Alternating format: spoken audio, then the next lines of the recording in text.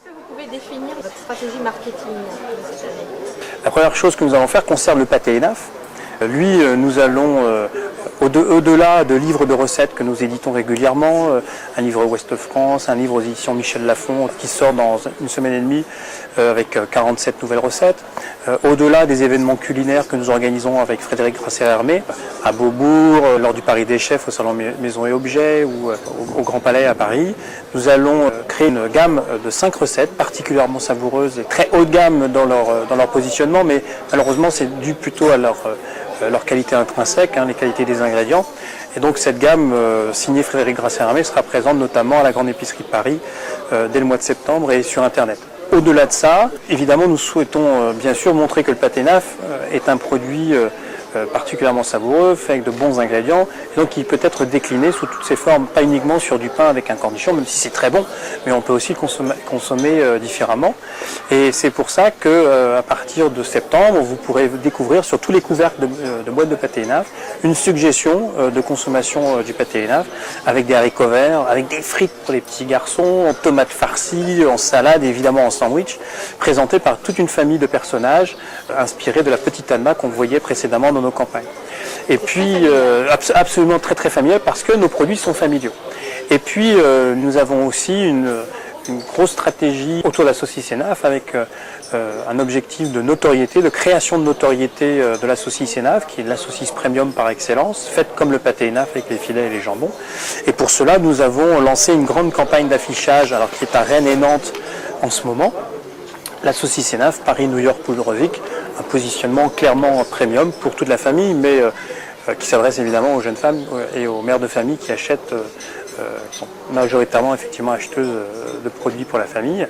Et cette campagne sera aussi déclinée dans toute la Bretagne. La conception de cette campagne revient à Publicis Active de Brest. Le photographe, c'est Hubert Taillard de Morlaix. Elle a été prise à Morlaix. Pour la petite histoire, la petite touche bretonne, c'est que c'est un collier toulouat de Quimper. Et voilà, donc Paris, New York, Poudre-Vic, parce que voilà, on est premium, mais on se la joue pas non plus trop. Et il y a une petite touche d'humour pour les Bretons, à qui cette affiche est destinée. Et donc elle est particulièrement bien appréciée. Donc j'espère qu'elle aura un effet sur la création de la notoriété de la saucisse Enaf. Comment vous voyez l'avenir aujourd'hui? Bon, on le voit clairement en bleu et jaune, l'avenir de l'entreprise. Notre avenir nous tourne autour de notre marque. Nous aurions pu, il y a quelques années, mais il y a maintenant longtemps, prendre le virage des marques de distributeurs. Nous en fabriquons un petit peu, mais nous avons clairement pris le parti de la marque. Pourquoi? Parce que il faut faire des choix. Et en l'occurrence, nous n'avons pas la disponibilité d'esprit. Nous sommes une PME, nous sommes 200 au maximum, plus d'une centaine de personnes en production. Donc on ne peut pas courir tous les lièvres à la fois. Nous sommes partis sur une politique de marque qui nous a bien servi, en tout cas qui fonctionne, puisque la marque Enaf bénéficie d'un capital sympathie énorme en Bretagne et au-delà, et même au-delà de la France. Mais aujourd'hui, c'est clairement ce que nous souhaitons poursuivre autour du pâté Enaf, autour de la saucisse Enaf, autour de nos piliers. Alors la société Enaf est présente sur Internet depuis une dizaine d'années. Nous en sommes à la 3e version de notre site enaf.fr. Aujourd'hui, c'est un site qui fonctionne bien. Je rappelle que c'est un site non marchand, c'est un site de présentation de l'entreprise et de nos gammes. Nous accueillons environ 500 visiteurs par jour, ce qui est beaucoup et c'est en constante progression. Ce site a quelques particularités, notamment de créer un maximum d'interactivité avec l'internaute, avec le surfeur. On peut envoyer ses photos de soi avec une boîte de pâté Enaf prise au bout du monde. On peut aussi télécharger et imprimer tout un tas de recettes au pâté Enaf. Mais on peut s'inscrire aussi au club des amoureux du pâté Enaf grand public. Et donc se géolocaliser, c'est-à-dire sur une carte vous verrez où vous êtes et où habitent les autres amoureux du pâté Enaf. Vous pourrez télécharger automatiquement un diplôme de membre du club et recevoir par la suite, par la poste, un badge du club des amoureux du pâté Enaf. Alors, en ce qui concerne l'emploi, Enaf est une PME de 200 salariés, ce qui est relativement peu tout de même, donc nous n'avons pas un volant de recrutement très important. Cependant, nous avons recruté notamment en 2008 un futur directeur financier, nous sommes en train de recruter un directeur export et nous, par le fait que nous évoluons de plus en plus vers les produits frais, qui sont beaucoup plus consommateurs de main-d'œuvre que les produits en conserve.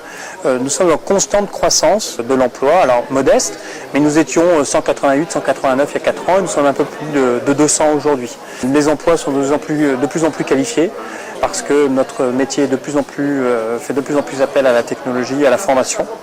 Nous avons notamment, par exemple, une équipe de maintenance de plus d'une vingtaine de personnes qui sont particulièrement qualifiées, pneumaticiens, électroniciens, électriciens, etc. Donc en 2009, nous allons continuer à recruter. Je vous parlais d'un directeur export qui est en recrutement. Nous recrutons aussi également un responsable réseau pour notre équipe informatique. Et puis nous recrutons régulièrement, puisque nous renouvelons aussi nos équipes. Quand les personnes effectivement partent en retraite, ce qui arrive heureusement pour eux, eh bien nous les remplaçons, car nous sommes, comme je vous disais, plutôt en phase de croissance qu'en phase de décroissance.